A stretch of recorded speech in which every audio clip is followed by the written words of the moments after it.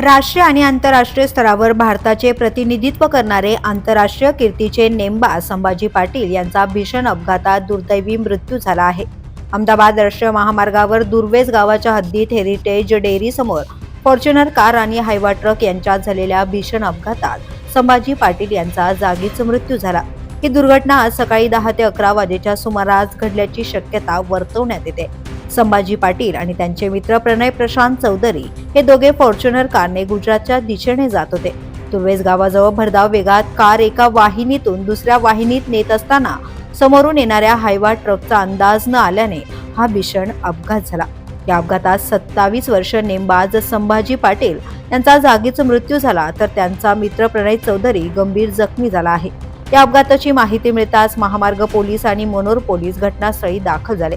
संभाजी पाटील यांना तात्काळ रुग्णालयात दाखल करण्यात आले, मात्र डॉक्टरांनी त्यांना मृत घोषित केले.